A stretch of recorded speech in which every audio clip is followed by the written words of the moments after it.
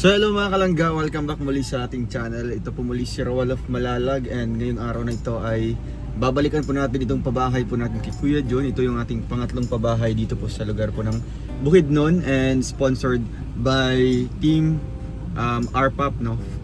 RPAP family. Maraming salamat po, and syempre sa RMRM Forever and sa Team Maligalig na nagtulong din po dito.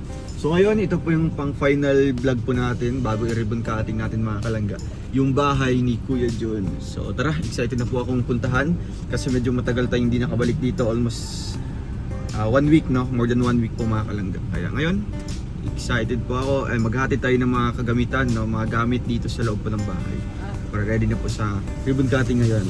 Tara, let's go! So ayun mga kalangga, narito yung mga kagamitan natin, mga gamit sa bahay. Ay grabe, talagang ano, full pack po yung bunggo, no? So ngayon mga kalangga, pupuntahan natin itong bahay. Wow, grabe, ganda, ganda po ng bahay mga kalangga, oh. Stig ng kulay. Wow, ang ganda. Yan. Uy, grabe, pang mayaman. Ay ate, kamusta? Ay buntag. Ganda ng bahay mga kalangga. Tibay ng pintuan, no? Ayan. So ito po sa loob mga kalangga natin. Uy, nagpagawa po si Kuya John ng ano, ng kama. Siyempre yung lalagyan nila naman kung ano. Ay grabe, cute. Ang ganda po mga kalangga, grabe. Yung CR, tapos yung CR, ito yung kusina sa likod. Wow, the best pabahay ng Team RPAP family. Tibay ng mesa po niya mga kalangga. Mahogani po ito, na mahogani po na puno. So hindi po ako nag-utos nito, sila lang po yung kusang nagpagawa po ng mesa. Ayun, oh, napakaliwanag po at napakaganda po ng ng space. So i-maintain po ito nila, no? I-maintain po nila ng floor wax, no, para mas malinis. At syempre para ma-maintain din po yung kintab na sahig. So ito yung sa harap, no? Ito yung view sa harap. Ito sa TMJ Deloso. Pag inainay. Balancing po yan mga kalangga. Isipyo Toto. Wow. Mabuti na pagawa tayo ng panibagong dito. Tulay. So abangan na siya ibutang dre. Tibay na niya. Dre, Oops.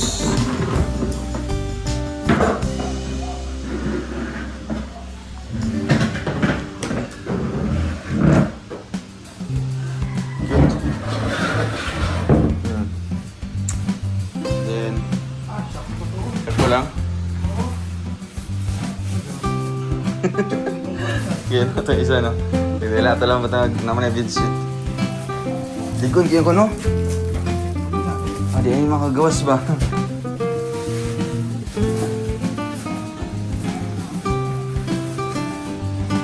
Dalawa pa lang dito, dalawang bintana sa may sala.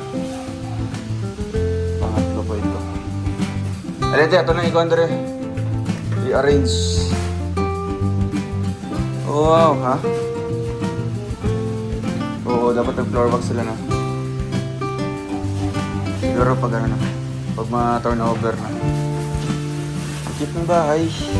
Napakalinis.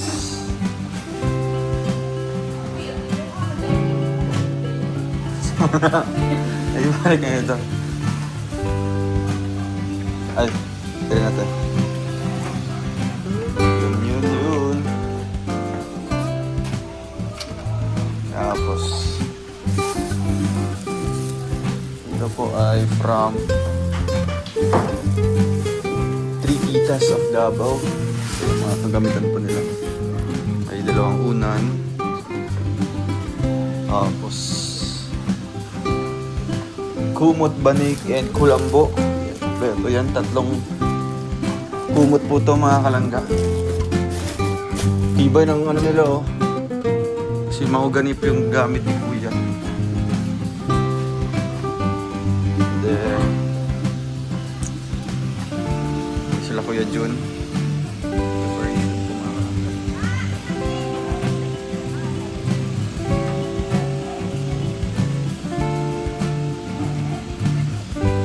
Laura May.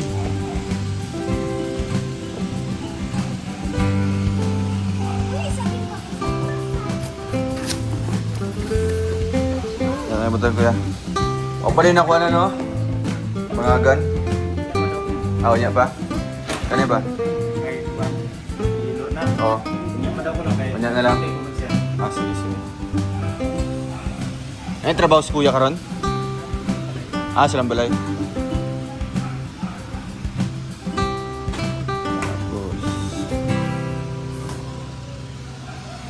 Atong hook te. Nada. Dato ni pakabit ang anong kortina. Kapo ni Kuya Jun, i-maintain na to kuan floor wax. No? Let's at MJ.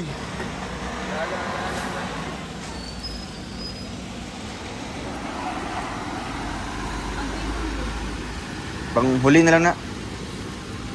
Asa nangyari si mga gamit?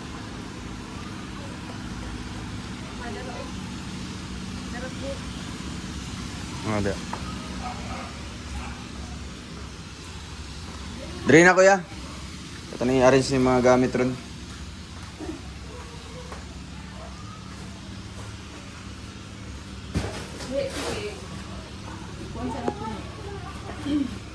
Katong hook te, yatag sa kay Kuya yun para mataod. Kuhan din ito, kuhan din bintana. Sa 2, 3, 4, 5 na.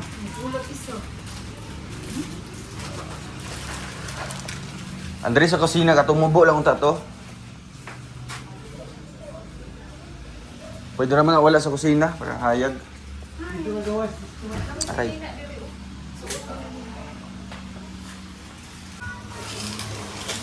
Uy, grabe may Durabox pa.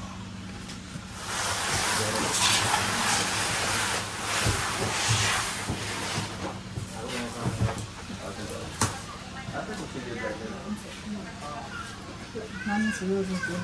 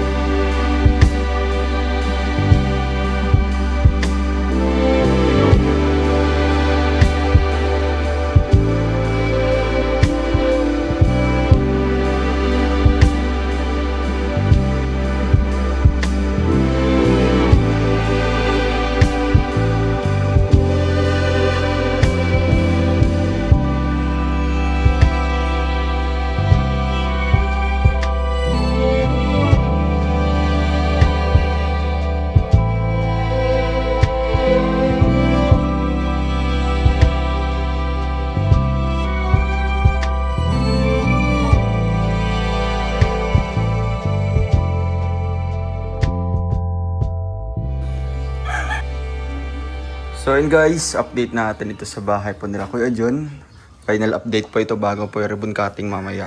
So ayun, nakakabit na tayo ng mga kortina sa bintana. Ito na, ang ganda po ng kulay. And syempre nakabili tayo ng upuan dito po sa kanilang sala. Sobrang lawak po ng kanilang sala mga kalangga. And suggestions ko po sa kanila na gagawin po itong makintab, no? Mag-a-apply po sila ng floor wax po dito kasi napaka-smooth po ng kanilang flooring. And syempre kay Tita Julian and Tita Meng Henes, ito na po mga titas. Ang pinabili niyo po, 6 layers na Durabox. So dito namin siya nilagay kasi nga po mga kalangga, ang kanilang kwarto po ay ito na. Ayan. Nagpakabit po si Kuya John ng mga ito mukhang drawer. So narito po yung kumot, banig, and kulambo. Ayan. And ito pa mga kalangga. So akala siguro nila hindi tayo bibili ng Durabox. Kaya dito sila nagpagawa po ng mga lagayan po ng mga damit para ma-organize. So kung ipapasok natin siya dito, medyo masikip na talaga, no? Kaya dito na lang natin nilagay sa labas at sila po bahala din kung anong design po, no? And dito naman sa likod, sobrang lawak po ng sobrang lawak po ng kanilang sala. Ito yung kanilang sala. So maglalagay pa tayo dito ng iba't ibang mga gamit, no? Kagaya po ng hindi na ako bumili ng table kasi nagpagawa po si Kuya John na sobrang tibay, no? Hindi ko nga mabuhat. Sobrang tibay po ng dining table po nila. Mahogany po yung kahoy po nito mga kalangga. At nagbili tayo ng 3 stall na upuan para hindi medyo masikip po dito. At syempre yung mga gamit sa kusina, ito na. May thermos, lalagyan po ng mga kutsara. Thank you po kay Tita Julian sa mga baso. Yan yung mga pang-ayuda natin na talagang hindi maubos-ubos. Siyempre, tabo, maliit na planggana, balde, timba, tsaka planggana na malaki. And ito po mga mga pang small family lang po, no? Kasi maliit lang yung pamilya po nila. At ito pa. So, plano daw po ni Kuya John dito sa likod ay gagawa siya ng lutuan, no? Kasi hindi sila sanay sa stove. So, kahoy na lang po kasi sobrang daming kahoy dito. Kaya, ayun, ito na yung final update natin mga kalangga. Maraming salamat sa yung CR. Salamat po sa RPAP family and syempre po sa mga nagbigay po ng kagamitan. Ayan, kay Tita Leti, salamat po Tita Leti sa 3 Titas of Davao. And syempre kay Tita Meng and Tita Julian sa kanilang Durabox po. Ayan, sobrang ganda, napaka-spacious, no? Yung lugar, yung bahay. Ayan. At ganda po ng ambience, no? Kasi sa harap po nito ay irrigation, no? Kaya tanaw na tanaw po sa labas yung tubig and then nagre-reflect po yung sinag ng araw dito sa loob. Kaya medyo ganito yung kulay sa loob, di ba? Ganda. Ganda dito matulog. Napakalamig po mga kalangga, no? So, successful po mga kalangga, yung ribbon yung pabahay natin. And maya-maya po, matutuklasan or matutunghayan po mga kalangga yung ating ribbon cutting dito sa bahay nila Kuya John. So, ito bubutasan pa yan, no? Nakabili na tayo ng doorknob. Bubutasan pa yan after po ng ribbon cutting daw po para may pang-lock dito. Ganda ng sobrang tibay mga kalangga, grabe. Nagpagawa tayo nito, no? Pero kinakuya dyan po yung kahoy. Tibay, ang ganda po ng mahogany na pintuan. So, ayan.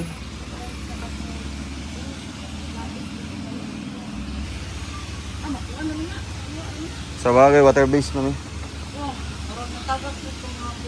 Taga. Sayang, no? Pang mayaman ang balayo, grabe. Stigo. Naiskin ko kaning sliding. Nibagay siya sa kuwan, sa cladding. Ito naman po sa gilid. Uy, grabe, mga kalangga. I have nothing words to say. Kundi maganda. Ganda ng kulay. At ito yung baseboard po, naka-gray. At syempre, nag-umpisa na po sila ate na magtanim dito ng mga gulay. sibuyas, tapos kangkong, ikaso inaubos po ng mga manok nila, mga luya. Ayan po. So ito yung update mga kalangga, and nag-prepare na po for foods ang ating 3 tidas ng Davao. Abangan nyo po ang ating programa sa ating ribbon cutting later on mga kalangga. Thank you and God bless po. Dito muna magtatapos yung ating vlog mga kalangga, and hope to see you soon sa ating ribbon cutting. Thank you and God bless po.